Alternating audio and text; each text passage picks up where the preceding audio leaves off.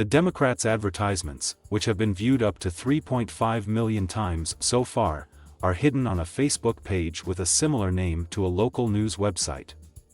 The ads link to third-party websites that ostensibly publish local news, but exist to promote Democratic candidates. The websites have been widely described as disinformation and partisan propaganda.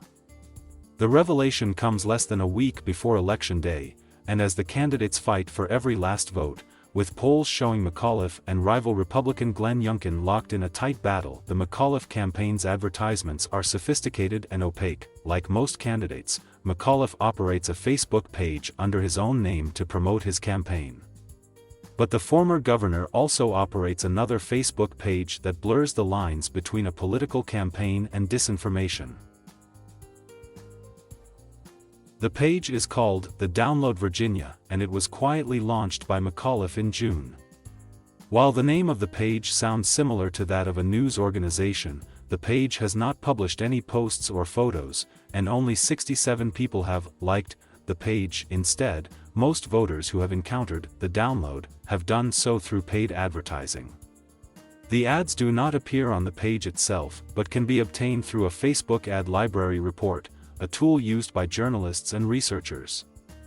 The McAuliffe campaign has spent $471,044 on ads distributed by this page since June. With several ads running at time of publication, that number is likely to rise before Election Day. The advertisements generally contain a comment and a link to a mainstream news article that covers the campaign favorably. But sprinkled among the links to legitimate media are 7 separate advertisements that promote websites widely considered to be fake news. In a July advertisement, the download writes about McAuliffe's views on small business. The ad includes a link to an article published by a third-party website called the Virginia Dogwood. The Dogwood presents itself as a local news website, with daily articles about local issues in Virginia, dedicated sections for key topics, and a newsletter to give Virginians all the news you need. The Dogwood says on a page describing its publication that it delivers credible, fact-based reporting. The website notes it is owned and operated by Courier Newsroom, which according to the Dogwood, is a civic media company. But Courier Newsroom was founded and initially funded by the liberal dark money group acronym. According to the Wall Street Journal, early backers included multi-billionaire Democratic donor George Soros, as well as LinkedIn co-founder Reid Hoffman and a group of movie producers. Axios reported yesterday that the newsroom has since been acquired by influential Democrat Tara McGowan's Good Information Project, which is backed by many of the same investors. The Dogwood says the editor-in-chief of Courier Newsroom, as well as its own managing editor, have control over the editorial process. In an October advertisement, the download writes that Youngkin has a very concerning policy on vaccination, and includes a link to an article published by a third-party website called The American Independent. The Independent is also designed to look like a news website. In an About section, the website says it is a platform for progressive news and elaborates that it reports with honesty and integrity, shining a light on those in power and the progressive politics movement, suggesting to readers that it offers an objective assessment of the movement. The website says it is funded by the American Bridge 21st Century Foundation. According to The Independent, the foundation is on a mission to compare and contrast progressive and conservative solutions.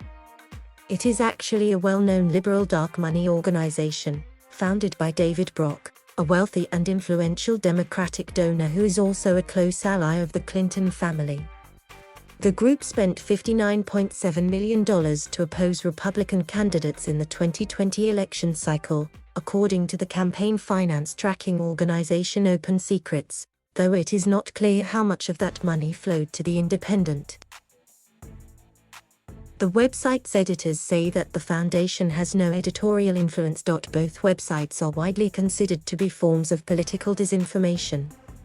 Media ethics experts who spoke to Politico which reported on the existence of Korean Newsroom in 2020, called sites like the Dogwood political tools that are pouring gasoline on a raging fire of consumer trust and online disinformation.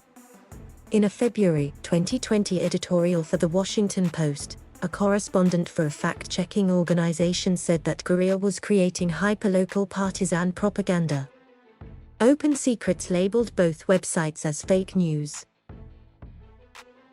The McAuliffe campaign has spent a total of between $90,200 to $106,398 on advertisements linking to The Independent and the Dogwood. Those advertisements have garnered the campaign a total of between 329,000 and 347,000 impressions, a term that Facebook uses to describe the number of screens that an advertisement has reached.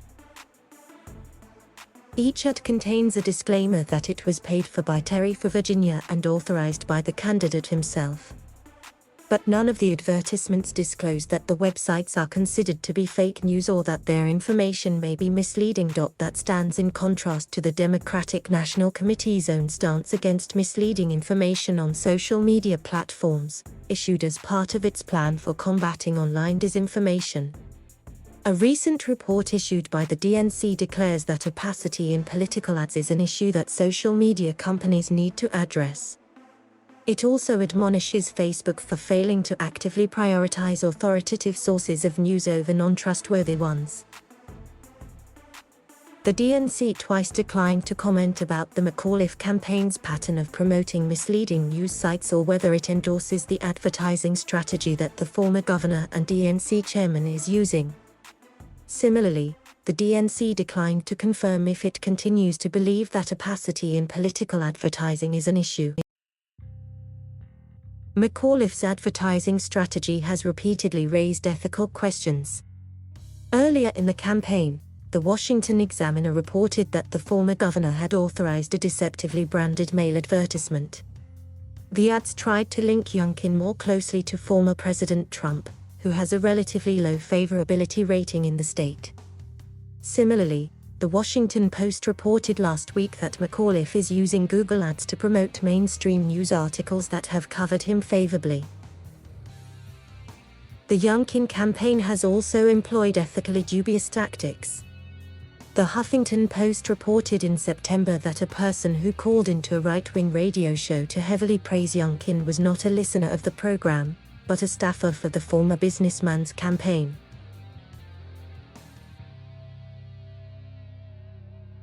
Thank you for watching. Please subscribe.